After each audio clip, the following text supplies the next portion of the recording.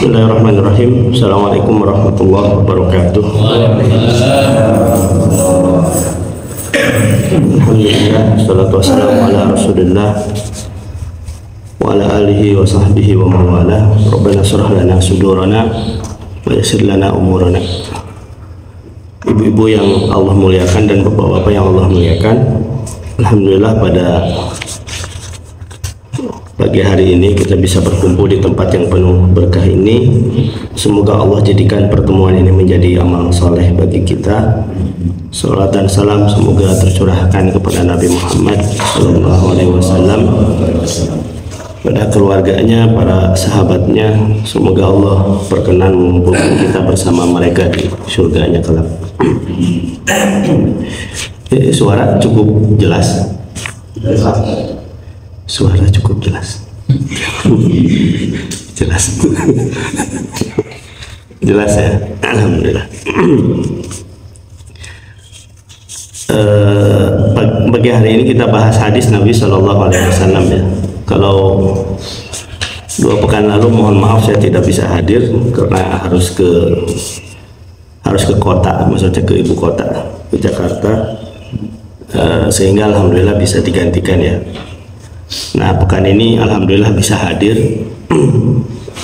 Dan ini saya lihat file-file hadis itu, kan saya ngambil dari kitab Subul Salam ya, karangan Imam Sonani. Jadi hadisnya beliau nggak ngarang, maksudnya beliau yang nyusun. Itu kalau lihat kitabnya itu tebalnya kurang lebih segini lah tebal. Ini sudah mau habis kitabnya, pembahasannya, artinya sudah 3 atau 4 kali pertemuan hadis itu sudah selesai kitabnya gitu.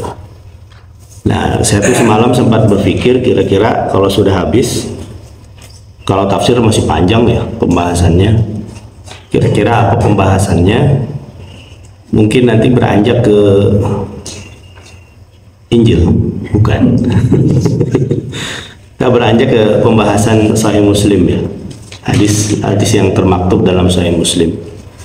Setidaknya kalau Quran insya Allah kita cukup berkali-kali menghatamkan, paling tidak setahun sekali lah Quran itu bisa khatam.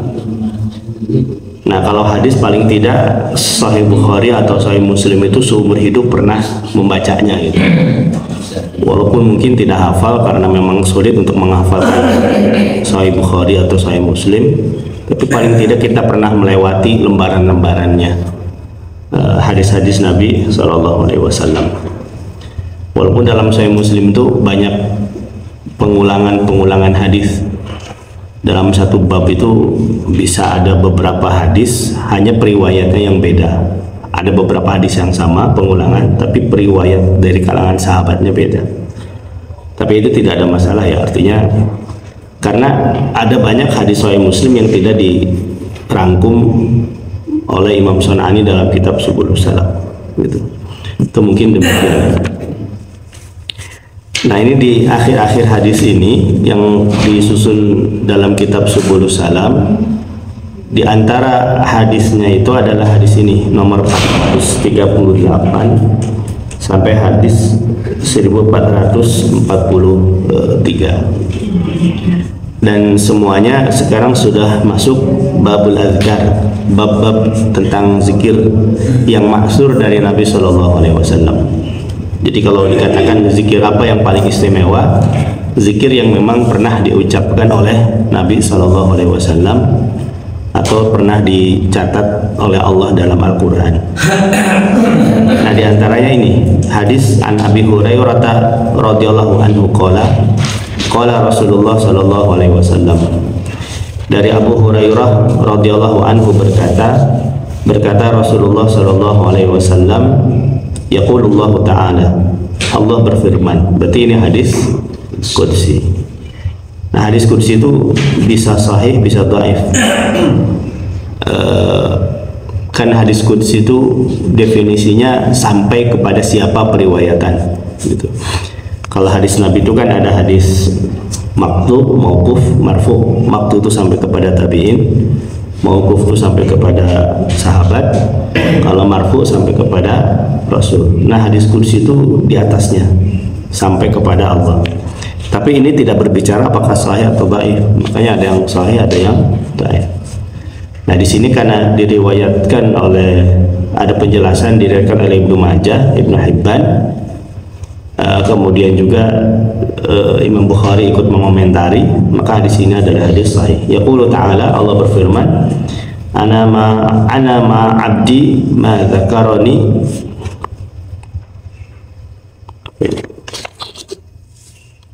wa taharrakat bi syafatah. Allah berfirman, aku selalu menyertai hambaku selama ia mengingatku dan bergerak kedua bibirnya menyebutku. Jadi ini penjelasan dari Allah Subhanahu wa taala langsung, bahwasanya Allah berfirman, dia selalu bersama hambanya selama hambanya mengingatnya. Sebetulnya ada hadis Nabi yang lain juga ya, Udzurillah fir raha yadhkurka fi syiddah. Ingatlah kepada Allah dalam kondisi bahagia, maka dia akan ingat kepadamu ketika engkau dalam kondisi sulit.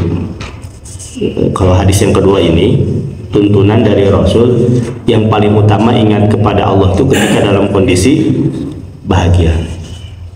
Karena seringkali orang itu ingat kepada Allah dalam kondisi susah.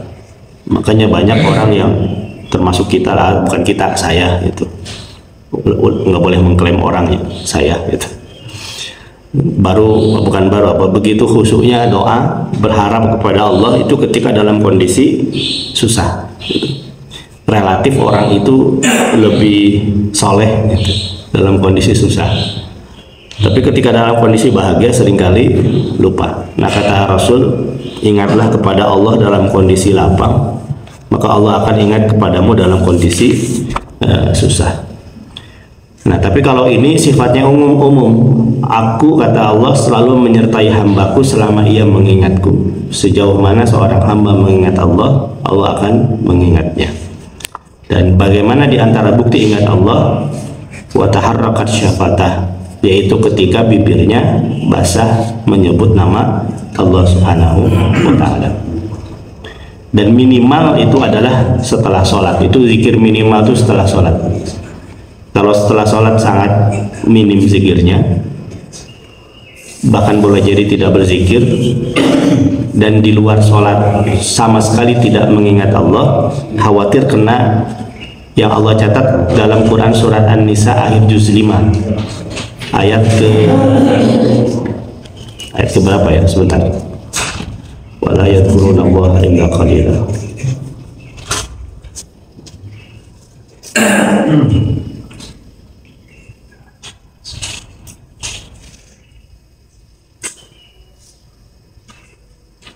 Wala yadhkurunallaha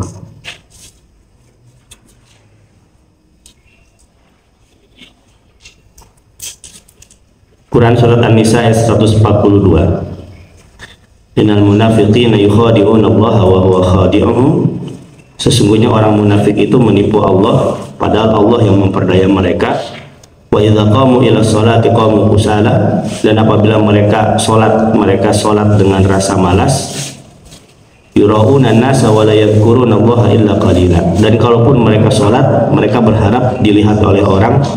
Wala yadhkuruna Allah illa qalila, dan mereka tidak mengingat Allah kecuali hanya sedikit.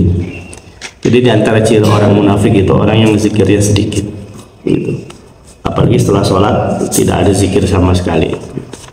Itu di antara ciri orang munafik itu, yang ingat Allahnya sedikit, ditambah kalau ibadah landasannya adalah riya, ingin dilihat oleh manusia bukan dilihat oleh Allah Subhanahu wa ta'ala. Dan lelah, berharap kemuliaan dari orang itu lelah, apalagi sampai berharap semua orang suka, itu lelah. Apa kata Imam Syafi'i itu, ridhon nas ghayatun la tudrak. Ridho manusia itu tujuan yang tidak mungkin bisa dicapai. Pasti aja ada yang memuji kita, dan pasti ada yang ngomongin kita, itu pasti. Kita tidak mungkin lepas dari omongan orang. Makanya kata Imam Syafi'i tadi, ridha nas ghayatun la tudrak. Ridha manusia itu tujuan yang tidak mungkin bisa dicapai. Membuat semua orang suka kepada kita itu mustahil. Kemudian Imam Syafi'i mengatakan, waridullah ghayatun la tudrak. Adapun ridha Allah adalah tujuan yang jangan sampai ditinggal. Itu. Ini hadis yang pertama ya, artinya Allah itu akan ingat kepada hambanya selama hambanya ingat kepada Allah. Kemudian hadis yang selanjutnya, wa an Mu'adz bin Jabal, dari Mu'adz bin Jabal. Ini sahabat Nabi yang Rasul puji, a'lamun nas bil halal wal haram. Orang yang paling mengetahui tentang perkara halal dan haram itu Mu'adz. Kalau tidak salah kan Mu'adz juga yang diutus oleh Allah ke Yaman ya, dakwah. Kemudian Rasul menguji Mu'adz, nanti ketika berdakwah di sana engkau menghadapi suatu perkara, engkau menuju kemana? Kepada Quran. Kalau tidak ada, kepada Sunnah. Kalau tidak ada, ajtahidu birra'yi, aku akan berjihad dengan akalku. Nah ini Mu'adz itu sahabat Nabi yang kata Rasulullah orang yang paling tahu tentang halal dan haram. Nah hadis yang kedua ini diriwayatkan oleh Mu'adz, qala Rasulullah sallallahu alaihi wasallam, Rasulullah sallallahu alaihi wasallam bersabda, ma amila ibnu adam amalan anjalahu min adabillah min dzikrillah. Tidak ada amalan yang dilakukan oleh Bani Adam yang paling menyelamatkan baginya dari azab Allah melainkan zikir kepada Allah Subhanahu wa taala. Ini berarti posisi zikir itu sangat tinggi. Bahkan Rasul mengatakan amalan yang paling bisa menyelamatkan dari azab neraka. Tapi yang paling mudah difahami itu, kenapa zikir itu bisa paling menyelamatkan dari api neraka? Ya karena yang menjadikan amalan itu diterima oleh Allah atau tidak, yang paling pertama apa? Ucapan la ilaha illallah. Kan tanpa ucapan itu amalan tidak diterima oleh Allah. Pintu masuk menjadi seorang muslim itu kan syahadat, asyhadu an la ilaha illallah wa asyhadu anna muhammadan rasulullah. Dan ucapan yang paling diharapkan oleh orang yang menjelang meninggal itu kan ucapan la ilaha illallah. Dan Nabi mengatakan, man qala akhiru kalam akhiru hayatihi la ilaha illallah dakhala jannah. Siapa yang mengucapkan di akhir hayatnya la ilaha illallah, maka dia pasti akan masuk ke dalam surga. Dan bahagianya kalau keluarga bisa mentalkinkan saudaranya, orang terdekatnya ketika menjelang meninggal dengan ucapan la ilaha illallah. Dan ini peristiwa yang saya alami ya kemarin ketika Ibu Punbiang meninggal di Jakarta. Itu kan peristiwanya tuh apa ya, cepat sekali, antara operasi ke meninggal itu cepat sekali. Operasi itu hari apa ya? Selasa masalah. Selasa operasi jam 6 Selasa, Rabu meninggal. Selasa operasi, keluar itu Rabu ya. Oh iya, malam Rabu itu, Selasa sore itu saya lihat ke ICU itu kondisi normal, apanya mesin menggambar itu ya, detak jantung macam-macam itu bagus. Sehingga malam hari itu dokter mengatakan ibu alhamdulillah baik dalam ukuran kritis gitu. Karena posisinya saya tidak tahu ini ibu sebenarnya tuh kondisinya gimana sih. Artinya baik dalam kondisi kritis itu artinya dalam kondisi kritis itu masih ada potensi untuk sembuh lah gitu. Karena keluar dari ruang operasi itu sudah pakai ventilator. Saya baru tahu ternyata kalau orang yang keluar dari operasi kemudian pakai ventilator itu ternyata itu kondisinya berat gitu. Saya tahunya dari saudara, dia dokter anestesi dan sehari-harinya di ICU. Ketika saya share ke grup keluarga itu, malah beliau kaget dokter ini. Persepsi saya baik karena melihat angka-angka itu, tapi karena saudara ini yang dokter melihat pakai ventilator, dia malah kaget gitu. Baru nelpon saya menjelaskan kondisi sebenarnya. Tapi itu saya baru share itu pagi harinya. Makanya pagi harinya itu jam 10 saya ke ruang ICU lagi, dapat penjelasan dari dokter. Itu dokter sudah menjelaskan ini kondisinya 50-50. 50 selamat, 50 ya dijemput oleh takdirnya. Itu saya melihat ke dalam itu, dan dokter sudah menjelaskan ini sebetulnya angka-angka normal ini karena dipacu oleh alat, jadi bukan normal. Akhirnya sejak itu saya, wah ini nggak boleh pulang, ini harus di rumah sakit terus. Saya standby di ruang tunggu ICU sampai akhirnya jam 5:30 sore, orang tua lagi istirahat ke rumah, pun bapak, kakak saya datang dari Cilegon ke RSCM Kencana. Akhirnya saya sama kakak itu dipanggil sama dokter 5:30 sore, itu hari Rabu tanggal 18 ya, 18 gitu.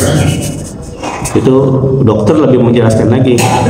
Ini penjelasan yang saya penjelasan saya pagi hari itu sangat tampak sekarang, artinya semakin merosot. Tensi itu cuma 80/40, itu sudah dibantu oleh alat. Dokter bilang pokoknya jangan kemana-mana, ini perkembangannya akan cepat. Apakah cepat drop, apakah cepat baik. Nah, ini saya nggak kemana-mana. Setengah jam kemudian saya dipanggil, semakin merosot lagi, cuma 40/20 masalah. Itu tuh sudah pakai alat. Hanya di situ alhamdulillah susternya tuh bagus itu. Suster bilang, Pak, talkinkan sekarang. Akhirnya saya kan sudah kondisi sudah lemas ya, tidak bisa ngapa-ngapain. Tapi saya genggam tangan kanan, saya genggam pakai tangan kanan, tangan kiri saya pegang ini leher nadi gitu. Semua anggota tubuh sudah lemah gitu. Tapi ketika mulut ventilator, mata sudah tutup. Tapi ketika saya talkinkan, tangan itu gerak, Pak. Seperti menggenggam walaupun pelan. Saya jadi teringat hadis Nabi laqinu mautakum la ilaha illallah, talkinkanlah orang yang menjelang meninggal dengan ucapan la ilaha illallah, yang mengisyaratkan anggota tubuh itu boleh jadi sudah tidak berdaya, tapi telinga itu masih bisa mendengar. Itu ketika saya bilang la ilaha illallah, la ilaha illallah sekeras mungkin, itu tuh bergerak, itu tangan itu pelan bergerak gitu. Dan di situ saya baru tahu bagaimana proses nadi itu berhenti. Yang awalnya agak kencang, lama-lama hilang ya, nadi itu. Saya coba gini udah nggak ada. Ya udah, inna lillahi wa inna ilaihi rajiun. Sudah gitu la yastakhiruna sa'atan wala yastaqdimun. Ajal itu tidak bisa dibajukan dan tidak bisa dimundurkan. Nah itu kan ketika orang bisa mentalkinkan orang terdekatnya dengan ucapan la ilaha illallah, itu kebahagiaan tersendiri, dan harapan terbesar orang menjelang meninggal itu adalah bisa mengucapkan la ilaha illallah. Karena boleh jadi dalam kondisi gitu ya, kita belum pernah mengalami ya bagaimana kondisi ketika sakaratul maut, boleh jadi gelisah atau apa gitu ya. Tapi ketika diucapkan la ilaha illallah itu seperti ada ketenangan tersendiri sehingga bisa menggenggam gitu. Nah, dan cuman posisinya sih alhamdulillah mata tidak terbuka ya. Kan sunnah Nabi itu kalau meninggal kemudian mata sedikit terbuka, maka setelah itu ditalkinkan kemudian ditutup matanya. Kalaupun dia enggak, alhamdulillah kondisi itu sudah tertutup gitu, sehingga saya tidak lagi menambah nutup matanya. Jadi di antara sunnah Nabi itu kalau meninggal kemudian matanya terbuka sedikit, dianjurkan ditutup, kemudian ditalkinkan la ilaha illallah. Itu kalau memang betul menjelang meninggal. Tapi ada orang yang tidurnya berhayam gitu, susah dibangunin, jangan la ilaha illallah. Tapi itu pasti akan bangun tuh. Di antara cara efektif membangunkan orang tuh talkinkan dia. Nah ini mungkin maksud hadis Nabi begini ya, begitu maksudnya. Artinya tidak ada amalan yang paling menyelamatkan dari azab neraka kecuali zikir. Karena orang kafir itu tidak mengucapkan la ilaha illallah, maka sia-sia segala kebaikannya itu. Tapi siapa yang mengucapkan zikir, terutama la ilaha illallah, maka Allah catat segala kebaikan menjadi amal saleh, dan itu menjadi pintu masuk ke dalam surga. Kemudian hadis yang selanjutnya, An Abi Hurairah radhiyallahu anhu qala Rasulullah sallallahu alaihi wasallam, ma jalasa qaumun majlisan yadhkuruna Allah fihi illa haffathumul malaikah wa ghasyiyatuhumur rahmah wa dzakarahumullah fi man indah. Dari Abu Hurairah berkata, Rasulullah bersabda, tidaklah suatu kaum duduk dalam majelis mereka berzikir mengingat Allah di dalamnya, melainkan para malaikat akan menaungi mereka, rahmat akan tercurah atas mereka, dan Allah akan memuji mereka di hadapan para malaikat yang ada di sisinya. Yang paling terasa itu kalau habis kita duduk di majelis ilmu, majelis zikir, itu adalah ada ketenangan hati. Itu yang tidak bisa diungkapkan oleh kata-kata. Terasa sekali kalau habis berduduk-duduk di majelis zikir, majelis ta'lim, itu ada kelapangan hati. Itu maksud Allah curahkan rahmat bagi mereka. Dan yang paling utama lagi adalah malaikat itu dalam hadis lain riwayat Muslim menyebut namanya di sisi para malaikat bahkan seekor ikan hiu di laut. Ada hadis Nabi bunyinya, hatta hitanu fil ma fa innal malaikah la tadau ajnihataha li talibil ilmi ridan biman isna. Dan sesungguhnya malaikat itu akan mengepakkan sayapnya bagi para pencari ilmu karena ridanya kepada mereka. Fa innallaha la yastaghfiru lahu man fil ardi wa fa inna talibal ilmi la yastaghfiru lahu man fil ardi man fis samai wal ardi hatta hitanu fil ma. Dan sesungguhnya seluruh penghuni langit dan bumi itu akan memohon ampun kepada Allah bagi para pencari ilmu, termasuk ikan hiu di lautan. Ini hadis riwayat Muslim tentang keutamaan mencari ilmu. Makanya kenapa orang yang mencari ilmu duduk-duduk di majelis ta'lim itu akan mendapati ketenangan, kebahagiaan. Apalagi ketika pengajian ada konsumsi. Nah, ini lebih bahagia lagi. Wallahu a'lam.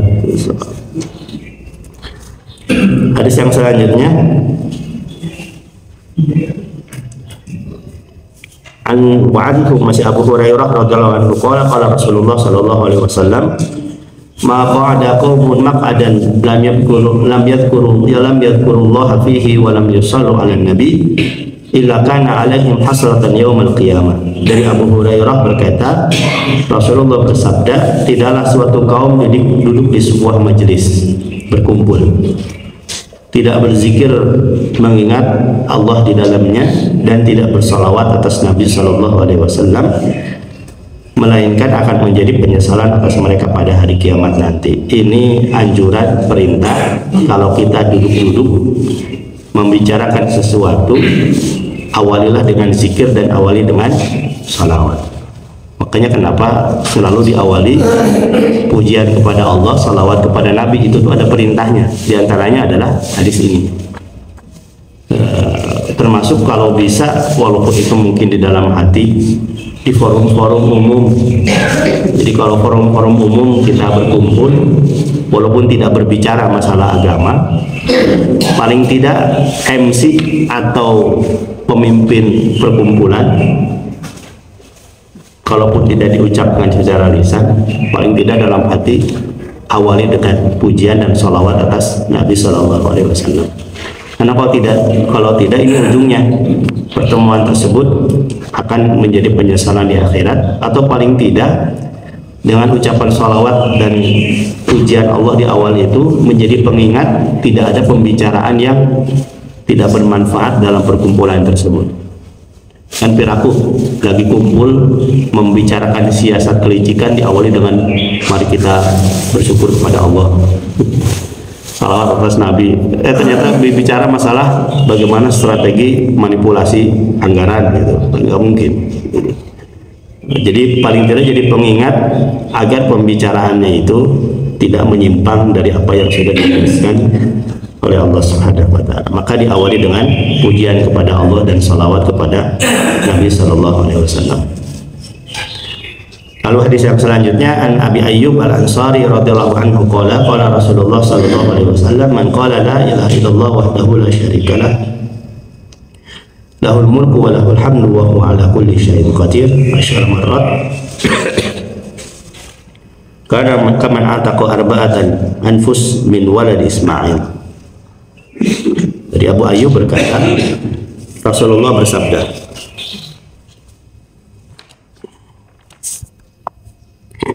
barang siapa yang mengucapkan la ilaha illallah, tiada Tuhan yang berhak selain Allah, wahdahu la syarikalah, dan tidak ada sekutu baginya, lahul mulku, baginya kerajaan, walahul hamdu, dan baginya pujian, wa huwa ala kulli syai'in qadir, dan dia maha kuasa atas segala sesuatu, 10 marrat 10 kali, kana kaman a'taqa arba'ata anfus min walad Ismail. Nescaya seperti orang yang telah memerdekakan 4 orang budak dari keturunan Ismail alaihissalam.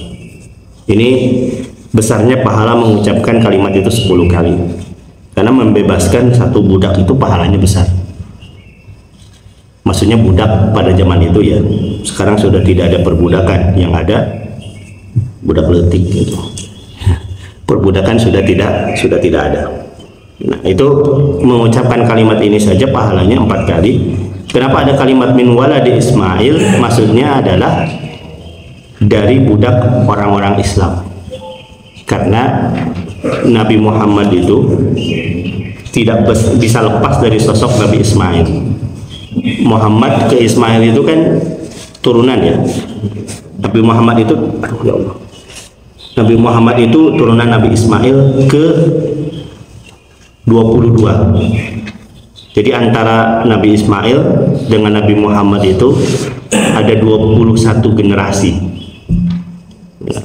Yang paling dekat dengan Nabi Muhammad yaitu sosok ayahnya, yaitu Abdullah, sampai ke 21 yaitu anaknya Nabi Ismail, namanya Adnan.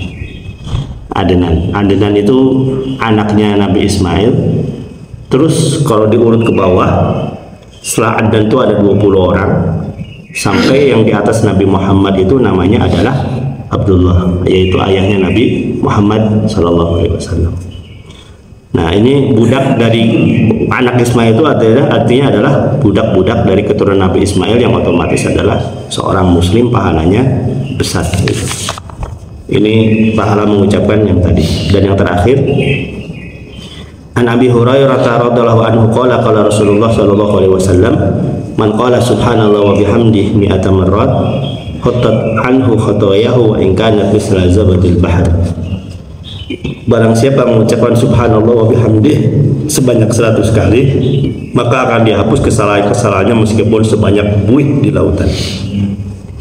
Ini dosa kecil. Kalau dosa besar tuh harus ada taubat khusus ya. Taubat kecil dengan mengucapkan ini akan diampuni segala dosa-dosanya. Dan kenapa ucapan subhanallah itu pahalanya besar? Karena ini penegasian Allah dari hal-hal yang negatif, pensucian Allah. Makanya mengucapkan subhanallah itu bukan ketika melihat sesuatu yang indah, bukan. Misalnya kita jalan ke puncak melihat, atau ke kebun binatang ya, melihat binatang yang tidak pernah kita lihat dan itu binatangnya indah, itu kalimatnya bukan subhanallah, bukan, tapi ucapannya adalah masya Allah. Artinya Allah yang maha berkehendak menciptakan apapun. Kalimat subhanallah itu adalah ucapan ketika ada orang yang menyebut Allah dengan sesuatu yang tidak layak bagi Allah. Itu contohnya misalnya ada yang mengatakan Allah itu bla bla bla, negatif, baru kita mengucapkan subhanallah. Allah itu punya anak, ini seperti orang-orang Nasrani ya, dengan konsep trinitasnya, maka kita mengucapkan subhanallah, maha suci Allah. Subhanallah ya amma yusyrikun, makanya kata Allah kan, maha suci Allah dari perbuatan syirik yang mereka lakukan. Itu jadi ucapan subhanallah. Di Quran surat subhanaka la ilma lana illa ma 'allamtana innaka antal alimul hakim. Maha suci Allah, tidak ada ilmu kecuali Engkau yang telah ajarkan kepada kami. Ini ketika Allah mengatakan, hai malaikat, kalau gitu sebutkanlah nama-nama itu. Gitu. Nah, malaikat mengatakan, subhanallah, maha suci Allah, tidak ada yang tahu melainkan engkau. Gitu. Artinya apa? Kami tidak tahu. Kalau misalnya malaikat mengklaim kami tahu, berarti ada yang tahu bersama Allah. Makanya malaikat mengatakan, subhanak, maha suci engkau. Gitu. Jadi ucapan subhanallah itu bukan ketika melihat sesuatu yang istimewa. Kalau innalillahi itu ucapan ketika ada duka atau ketika kita ditimpa musibah, walaupun itu sebatas tijalike gitu. Tijalike mengucapkan inna lillahi wa inna ilaihi raji'un. Allahu a'lam bishawab. Baik Bapak Ibu yang Allah muliakan, mungkin ini ada 6 materi yang kita bahas pada pagi hari ini. Sebelumnya mangga dilakukan.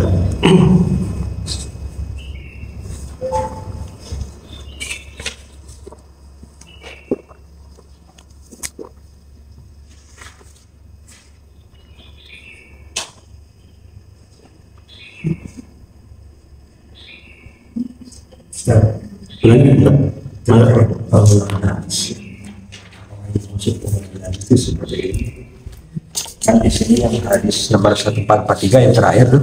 Oke.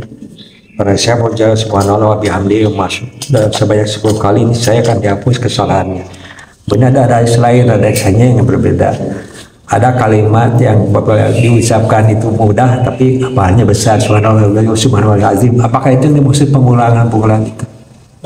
Bukan. Pengulangan hadis itu redaksinya sama persis, Pak. Oh, sama persis. Atau substansinya sama, tetapi yang perawi yang dekat dengan Rasulnya beda. Yang satu misalnya diriwayatkan oleh Aisyah, yang satu diriwayatkan oleh Ibnu Umar, tapi redaksinya sama.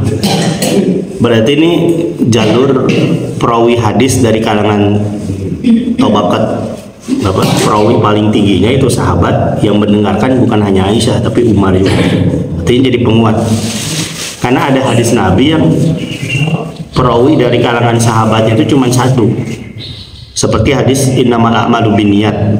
Amalan itu bergantung kepada niat. Itu kan yang meriwayatkan dari kalangan sahabat cuma satu, yaitu Umar. Tidak ada sahabat lain yang meriwayatkan. Tapi walaupun satu, ya hadis itu hadis sahih. Karena secara persyaratan ilmu hadis sanadnya nyambung, seluruh perawinya jujur, maka hadis itu sahih walaupun yang meriwayatkan cuma satu. Tapi kalau kita lihat di dalam Sahih Muslim itu, misalnya bab bab tentang tayamum misalnya, itu redaksinya tuh sama persis, atau paling tidak ada beda dikit aja. Substansinya tuh sama persis, tapi perawinya beda. Satu diriwayatkan oleh sahabat A, satu diriwayatkan oleh sahabat B. Tapi perawi bawahnya sama-sama Imam Muslim. Ini berarti jalur riwayatnya ada beberapa. Sebetulnya itu menjadi penguat juga. Dan Imam Muslim itu seringkali mengulang-ulang di situ. Tapi Imam Muslim relatif lebih rapi penyusunan hadisnya. Kalau Imam Bukhari nggak begitu rapi. Ada hadis tentang tayamum di bab apa gitu. Itu Imam Bukhari. Makanya sebetulnya kalau baca hadis enak hadis Muslim. Enak hadis Muslim. Allahu a'lam bishawab. Bisa kemungkinan redaksi sama itu pada majelis kami mulai sekarang saya mendengar Ahmad mendengar itu kan, jadi redaksinya sama. Kalau redaksi tidak sama mungkin dalam momen yang lain. Ya. Atau boleh jadi sahabatnya beda, bunyinya beda, kayak hadis Umar dengan hadis Aisyah, Ibnu Umar dengan hadis Aisyah. Aisyah mengatakan sholat rawatib itu 12 rakaat, tapi Ibnu Umar mengatakan 10. Keduanya mendengar dari Rasul. Nah ini boleh jadi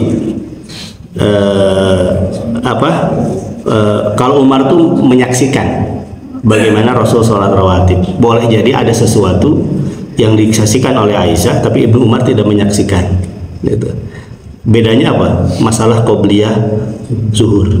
Kalau Aisyah mengatakan di antara rawatib itu 2 rakaat qobliyah zuhur, tapi kalau Ibnu Umar enggak, hanya ba'diyah saja gitu. Nah ini boleh jadi Ibnu Umar tidak menyaksikan sebagaimana yang disaksikan oleh Rasulullah, atau boleh jadi Rasulullah sholat qobliyah zuhur itu di rumah gitu. Aisyah melihat, Ibnu Umar kan melihat Rasul di masjid. Nah, Ibnu Umar tidak melihat Rasulullah Shallallahu Alaihi Wasallam. Nah, itu rawinya beda, redaksinya juga terkesan bertentangan. Padahal sebetulnya boleh jadi Ibnu Umar tidak menyaksikan sebagaimana yang disaksikan oleh Aisyah radhiyallahu anha. Wallahu a'lam bishawab. Mengapa? Dan berzikir. Ada pendapat yang mengatakan bahwa kan ada hitungannya, itu ada 10, ada 100, kita nggak boleh pakai tasbih. Ada pendapat yang mengatakan begitu, tapi kita pakai menghitung dengan buku-buku jari kita. Itu yang sebetulnya gimana sih, Pak? Sebetulnya begini, Pak, berkaitan pakai tasbih. Ada buku karangan dokter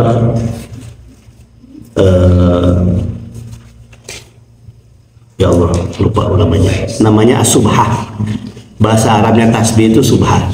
Bakar Abu Zaid, Syekh Bakar Abu Zaid, nama kitabnya itu namanya As-Subhah. Di situ dijelaskan tentang perbedaan pendapat hukum menggunakan tasbih.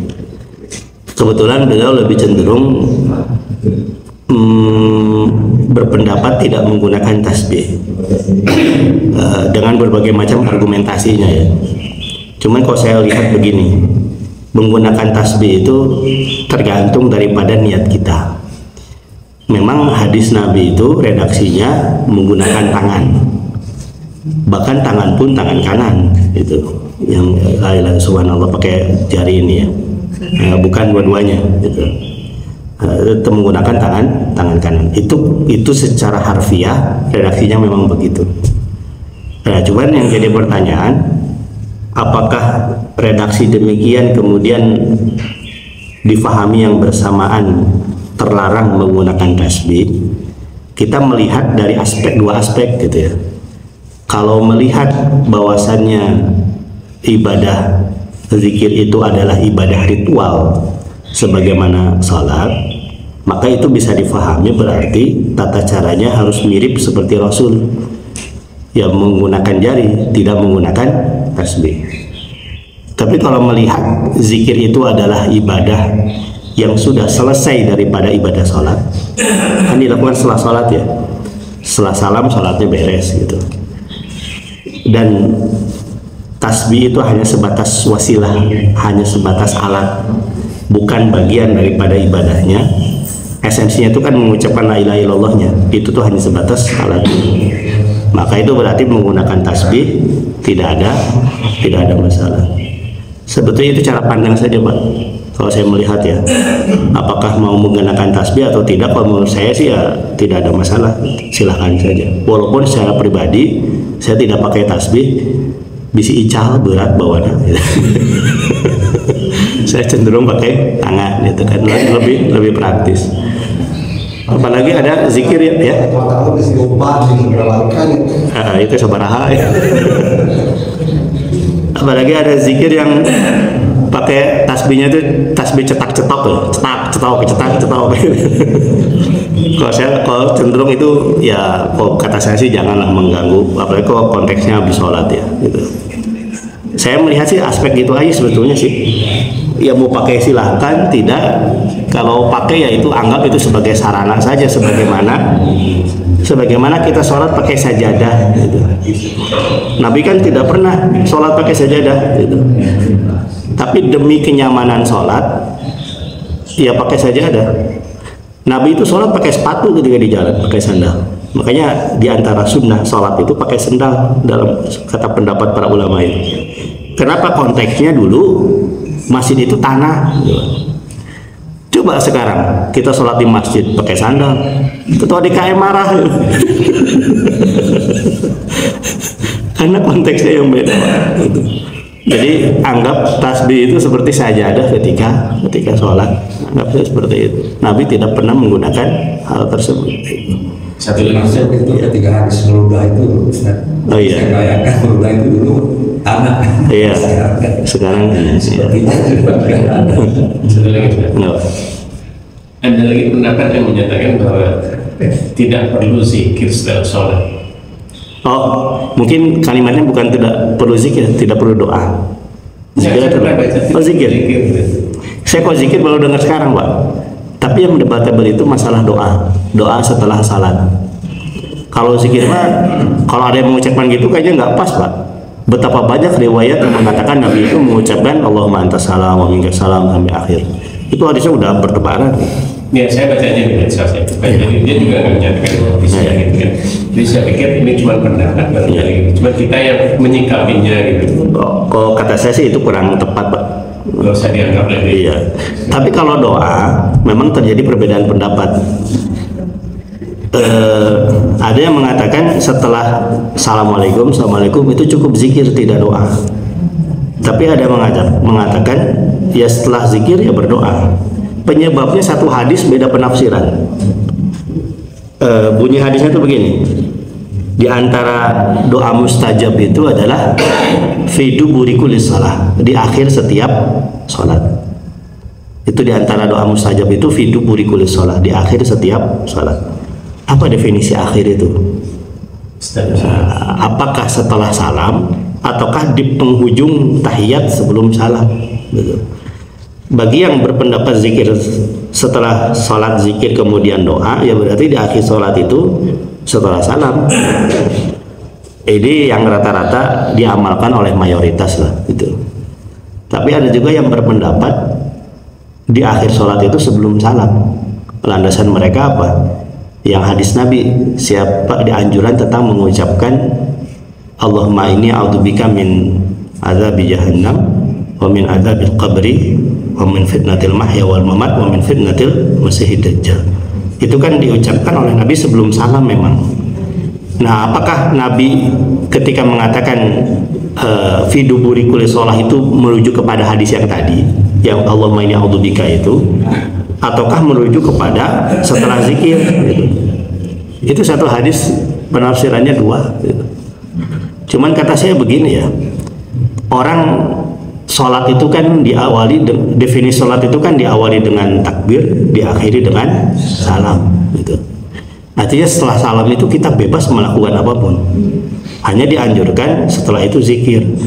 Masa doa nggak boleh? Gitu. Habis zikir main bola gitu naon, kamu doa gitu kan. Apalagi begini, ada hadis Nabi di antara, ada firman Allah dalam Quran surat Al-Maidah ayat 35. Di antara adab berdoa itu adalah kita melakukan tawassul dulu. Tawassul yang disepakati oleh para ulama itu diantaranya adalah mengawali doa itu dengan amal soleh dulu. Amal soleh dulu baru berdoa. Sholat itu kan amal soleh kita. Maka setelah itu kemudian kita berdoa, harapan dengan amal soleh tersebut, dengan sholat tersebut, doa kita itu diijabah. Nah, itu masalah perbedaan doa setelah berzikir. Terus Ustaz, kan ada di dalam Al-Baqarah itu yang ayat Faidah salah ke ibadi anifa ini bagi kursi dapat izadana falyastajibuli. Ya, wa yu'minu bi. Jadi penuhi dulu seruanku. Penuhi setelah penuhi perintah. Ya, itu diantaranya juga. Itu diantaranya juga. Di antara syarat doa mustajab itu falyastajibuli, penuhi dulu seruanku. Wal yu'minu bi la'allahum yarshudun. Setelah itu kemudian berdoa. Wallahu a'lam bishawab. Enggak. Zikir itu zikir kan sama kita dengan Allah ya, mengkaitkan semua kepada Allah Subhanahu wa Ta'ala. Nah, apakah zikir itu harus selalu diucapkan dengan Subhanallah lisan itu, ataukah bisa nggak setiap selalu kita kaitkan dengan Allah gitu? Karena kan seperti misalnya zikirnya burung itu terbang, zikirnya ikan itu berenang gitu. Nah, apakah bisa nggak misalnya setiap aktivitas itu senantiasa kita ingatkan bahwa ini tuh kepada Allah gitu? Apakah itu masuk zikir juga? Ya. Yang kedua tentang masalah tadi alat bantu. Alat bantu kan sebenarnya kan tasbih itu alat bantu. Nah, tangan pun juga alat bantu sebetulnya kan. Tapi kenapa kiri tidak boleh, hanya kanan aja misalnya? Ini kan alat-alat bantu aja sebetulnya kan. Ya.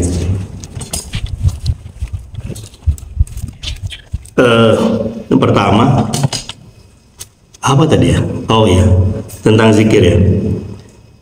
Jadi gini, ada segala sesuatu itu akan berdefinisikan definisi yang baku, tapi ada juga definisi tambahan. Kayaknya ada beberapa kasus pendefinisian itu begitu ya. Kayak sholat ya. Sholat itu secara harfiah definisi itu kan amal ibadah yang diawali dengan takbir, diakhiri dengan salam. Itu kan definisi secara baku daripada sholat. Tapi kan sholat secara umum itu artinya kan berdoa. Itu definisi sholat itu kan secara umum artinya adalah berdoa. Apa namanya itu? Tentang sholawat Nabi. Sholawat itu kan dari kata sholat kepada Nabi. Kan tidak mungkin sholawat Nabi itu artinya diawali dengan takbir, diakhiri dengan salam. Tapi maksudnya itu adalah mengucapkan Allahumma shalli ala Muhammad wa ala ali Muhammad. Dan itu kan artinya doa. Sama zikir juga. Ada zikir yang maknanya baku, ada zikir yang sifatnya itu umum. Zikir yang baku itu ya ucapan lisan ini, basah, lidah itu basah dengan zikir. Itu makna zikir yang baku. Tapi kalau kita memaknai zikir secara umum, ya betul tadi, mengingatkan segala aktivitas kita diniatkan kepada urusan akhirat, kepada Allah. Itu pun bagian daripada zikir kepada Allah Subhanahu wa taala. Dan berbuah pahala ya, karena diniatkan kepada Allah Subhanahu wa taala. Itu makna zikir secara umum. Kemudian yang kedua,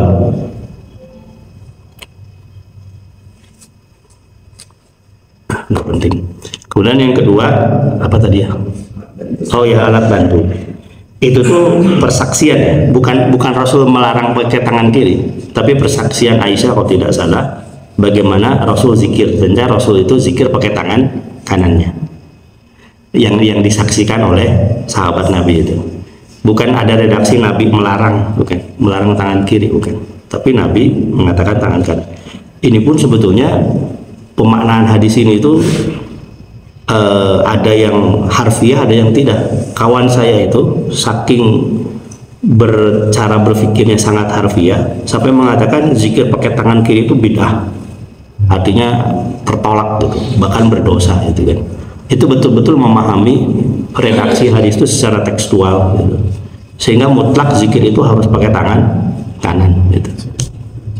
Nah itu sebetulnya itu problematika dalam penyikapan suatu teks ya. Ada yang memahaminya lebih longgar, ada yang memahaminya secara harfiah, karena zikir itu beda dengan sholat. Kalau sholat itu ada redaksi dari Nabi, shollu kama ra'aitumuni usolli, sholatlah kalian sebagaimana kalian melihat aku sholat. Harus cespleng dengan seperti yang dicontohkan oleh Nabi. Itu pun terjadi perbedaan pendapat bagaimana caranya, karena ada beberapa riwayat masalah bagaimana ketika sujud, tangan dulu atau kaki dulu. Kalau zikir kan tidak ada redaksinya bagaimana caranya, hanya Nabi yang dilihat oleh sahabat pakai tangan kanan. Maka muncullah kemudian cara penafsiran yang berbeda-beda tentang hal tersebut. Yang unik itu begini Pak, di Saudi ya, mayoritas ulama di sana itu melarang menggunakan tasbih. Tapi di sekitar Masjidil Haram tasbih dijual. Itu kadang-kadang saya begitu kumaha itu. Nah itu ya, itu penafsiran lah ya itu. Secara pribadi terus terang saya tidak menggunakan tasbih, tapi cenderung kepada tataran teknis kalau saya itu. Lebih praktis pakai tangan, dan insya Allah nggak lupa lah. Dan kalaupun lupa, mudah-mudahan lupanya kebanyakan gitu. Jadi pahalanya makin tambah itu. Allahu a'lam. Ini saya jadi teringat sih karena Ustaz barusan menyebut masalah sholat. Iya. Ini supaya jamaah juga perlu ada pencerahan. Terutama terkait ada khatib di sini pernah menyampaikan materi khutbahnya itu bahwa kalau kita sholat berjamaah itu makmum, kalau misalkan makmum sendirian itu tidak sah. Ya, kalau dia berjamaah kemudian dia sholat sendirian gitu, maksudnya nggak kebagian bisa gitu ya, dia sendiri di belakang, tidak sah katanya sholat. Oke. Dengan bukti hadis Rasul yang hadisnya juga saya kira ini sepertinya bukan konteks itu. Jadi saya kira ini juga perlu ada pencerahan karena jemaah apakah benar itu. Karena kalau bicara sah tidaknya sholat itu sebetulnya fikih mendasarkan sebenarnya. Itu sepanjang memenuhi syarat dan rukun, saya pikir itu bicara sah tidaknya itu di situ. Mungkin saya tambahin sedikit. Aduh, punten habis sing cireumnya. Korbannya kalau masbuk menurut Ustaz. Jadi udah takbir imamnya, terus salat datang nggak bagian di depan, cuma sendiri di belakang, dianggapnya salatnya nggak sah. Jadi bukan dari awal.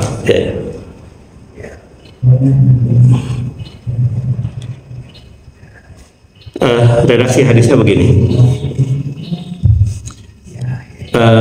La yusalli ahadukum khalfal imam munfaridan. Kurang lebih redaksinya gitu lah. Janganlah kalian sholat di belakang la yusalli ahadukum wara as-saffi munfaridan. Janganlah kalian sholat di belakang saf sendirian. Itu ada kalimat begitu. Hadis itu hadis sahih. Cuman tadi kata Bapak tadi, sebetulnya maknanya apa sih hadis itu? Apakah berarti ini misalnya saf pertama penuh, kemudian Pak Gunawan datang cek sholat sendirian? Apakah itu definisi sholat sendirian di belakang saf sehingga dia tidak sah sholatnya gitu? Atau seperti apa? Kalau saya memahami tidak demikian. Maksud tidak boleh sholat sendirian di belakang saf itu kalau saf depannya belum penuh, masih ada 2 orang lagi, datang Pak Gunawan, oh yang mau dipengker Gunawan harudang jadi mah pinuh. Nah itu nggak boleh. Selama saf itu di depan masih kosong, kita wajib diisi. Atau saf di depan masih kosong, Pak Gunawan harudang sholat di teras. Nah naunan Pak Gunawan. Nah itu yang tidak boleh gitu kan. Nah kalau berkaitan dengan saf yang depannya sudah padat, sudah penuh, berarti kan ada 2 kemungkinan: sholat di belakang sendirian atau ngambil dari depan. Narik dari depan. Kalau sholat sendirian, tadi yang kata khotib, berarti ini sholatnya sendiri. Beliau menafsirkan makna hadis itu adalah apapun kondisi saf di depan penuh atau tidak penuh, tidak boleh sholat sendiri. Tapi kalau misalnya kita ngambil dari depan, ini ada dampak negatif. Di depan jadi kosong, ada ruang, jadi kumaha ya. Nah kalau saya mengartikan begini, dan ini pernah saya terjadi kasusnya ketika saya dulu di Mesir. Kalau dalam kondisi begitu, dalam kondisi padat begitu, itu tidak masuk kategori hadis yang tadi. Hadis yang tadi itu kalau di depan penuh, kemudian kita datang sendirian, cukup berdiri sendirian di belakang saf, di tengah sejajar dengan imam. Itu nggak masuk kategori hadis yang tadi. Karena kalaupun kita ngambil dari depan, itu di depan jadi kosong. Dan kalau kita mau mau kuat-kuatan dalam hadis, bagaimana sholat Nabi pun tidak pernah mengatakan kalau di belakang sendirian ambil dari depan. Itu nggak ada redaksinya. Jadi dari mana itu ngambil dari depan itu? Kalau kita mau teks-teksan ya, perang teks gitu kan, nggak ada Nabi ketika sholat sendiri di depan saf penuh ngambil dari depan. Itu nggak ada redaksi gitu. Nah dalam kondisi gitu berarti itu tidak masuk kategori yang tadi, ketika depan penuh sholat sendirian itu. Itu yang pertama. Yang kedua, ini pernah terjadi peristiwa dulu ketika di Mesir, Pak. Saya dulu ketika di Mesir itu saf pertama itu penuh. Tiba-tiba saya melihat ada satu orang sholat itu di sebelah kanan saf pertama. Saya berpikir begini, perasaan sepengetahuan saya ketika itu, kalau di depan sudah penuh, cukup di belakang sendirian sejajar dengan imam. Saya sholat di belakang imam sendirian gitu. Yang satu lagi di pojok gitu. Biasa orang Arab itu kebiasaan kalau ada sesuatu yang tidak nyaman di hati pasti dicetuskan, diucapkan orang Arab itu. Si yang pojok itu datang ke saya protes. Saya kan datang duluan di sini, kenapa nggak merepet ke saya ke sebelah kanan? Kenapa di tengah? Saya berargumentasi, ya kalau datang pertama kali di saf kedua itu ya datangnya di tengah gitu kan. Ketika debat gitu, ternyata imamnya itu guru besar fikih. Dan alhamdulillah beliau lebih setuju dengan pendapat saya. Ada kalimat dari beliau, kalimatnya, kalaupun sendiri engkau tidak ada, benar berdiri di sini sendirian, sejajar dengan selurus dengan imam. Tidak, artinya dia tidak menyarankan ngambil dari depan. Nah berarti hadis yang tadi itu tidak boleh kalian sholat di belakang saf sendirian. Itu dalam konteks kalau di depannya itu masih kosong. maka jangan membuat sendirian gitu. Tapi kalau depannya sudah penuh kemudian sendirian, ya salatnya sah. Karena akan problematik kalau ngambil depan tidak ada contoh dari Nabi. Kemudian mana udah sampai masjid balik deh, kunaon mau nyalira. Tapi Ustaz, sebetulnya itu bukan hadis yang tadi. Oh, bukan. Dia itu hadis itu ketika dia sholat katanya, ketika sholat Rasulullah lihat ada orang yang bangun di belakang sendiri. Kemudian Rasulullah mengatakan kamu tidak sah sholatnya sampai 3 kali, katanya mengatakan itu. Saya pikir, setahu saya hadis tidak sah itu, tidak sah sholat itu bukan masalah itu yang tidak tumanina. Masalah tidak tumanina. Iya. Jadi saya pikir apa iya gitu. Kalau yang Rasul mengulangi kamu sholatnya tidak sah itu kan yang tidak tumanina. Rasul sudah duduk di masjid, ada orang datang, sholatnya terburu-buru. Nah, Nabi mengatakan kok belum sholat, ulangi sholatnya. Wallahu a'lam. Ada lagi? Enggak, Ibu? Yang pertama kalau yang di hadis 1438 ada istilah menggerakkan bibir ya. Jadi se-eksplisit itu gitu menggerakkan bibir itu. Nah, kadang-kadang mungkin ada yang berzikirnya tidak menggerakkan bibir mungkin dalam hati tadi. Jadi apakah memang ini satu hal yang mutlak gitu ya menggerakkan bibir itu. Kemudian juga gimana kalau menggerakkan bibir tapi sebetulnya ya bahasa kita mah ya cuma kumat kemot cuma kumat kamit aja gitu, padahal dia juga tidak memaknai itu gitu kan. Mungkin itu kan bukan arti zikir sesungguhnya ya kan, zikir itu mungkin harusnya terkait gitu. Nanti jadi bagaimana dengan konteks menggerakkan bibir itu memang seurgen itu gitu ya begitu. Kemudian yang kedua, karena tadi dikatakan bahwa Rasulullah itu kan keturunan Nabi Ismail yang ke-22. Ini kaitan dengan keturunan, apakah memang ada kelebihan seseorang itu keturunan siapa gitu? Kan sekarang saya mungkin kayak habaib gitu kan. Apakah memang ada sebuah keutamaan gitu? Atau sebetulnya sama saja gitu, keturunan siapapun juga ya kalau orangnya soleh ya ada konsekuensinya, enggak juga gimana gitu. Satu lagi tentang memang apakah ada bacaan batasan bilangan gitu kan? Ini kan tadi katakan 100 kali gitu, bahkan pun pernah dengar 1000 kali. Secara ini agak susah kan kita menghitung 100 kali gitu. Yang penting kan zikir sebanyak-banyaknya gitu. Seperti apa dan sebetulnya adakah zikir memang yang ini dijamin dari Nabi gitu, karena mungkin banyak juga versi-versi lain ya yang ini zikir ala ini gitu. Nah itu seperti apa? Itu jazakallah. Memang di relasi hadis ini tuh diucapkan bergerak kedua bibirnya ya. Artinya anjuran ketika zikir itu bibir itu bergerak. Kalau saya memahaminya begini ya, lidah atau bibir itu kan berfungsi untuk berbicara. Tidak ada pembicaraan yang paling utama kecuali pembicaraan berkaitan dengan Allah, zikir. Ketika orang berbicara, berkomunikasi itu menggunakan bibirnya, pasti bergerak. Maka dalam konteks itu tidak ada amalan bibir yang paling istimewa kecuali zikir kepada Allah. Tapi bukan berarti zikir itu wasilahnya hanya sebatas lewat mulut. Ya dengan hati pun itu bagian daripada zikir.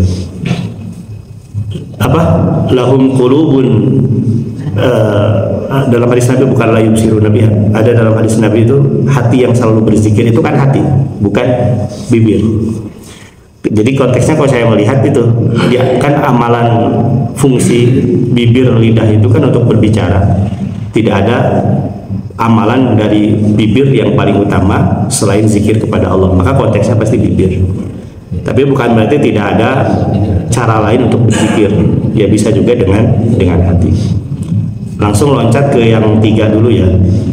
Bagaimana dengan zikir? Apakah ada jumlah yang baku? Memang ada hadis Nabi seperti istighfar ya.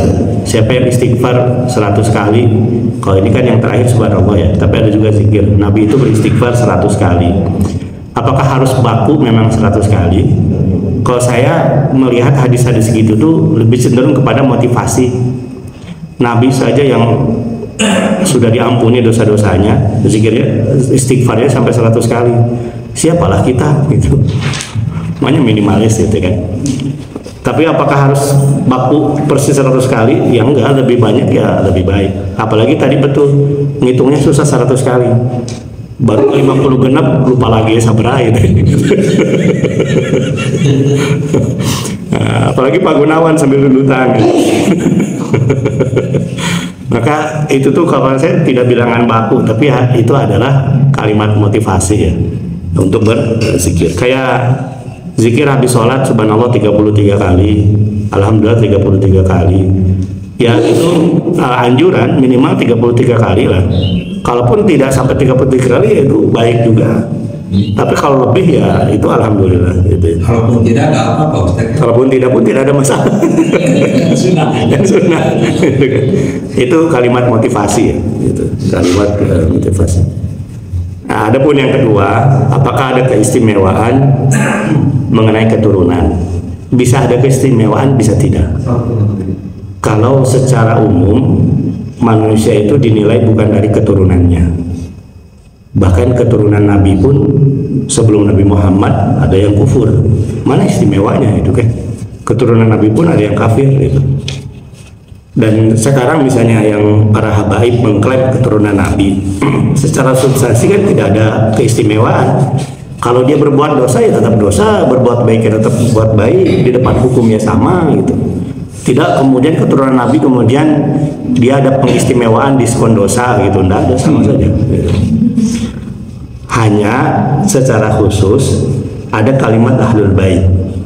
Ahlul bait itu keluarga Rasul ya, Fatimah, Hasan, Husain. Kalau itu memang ada perlakuan khusus.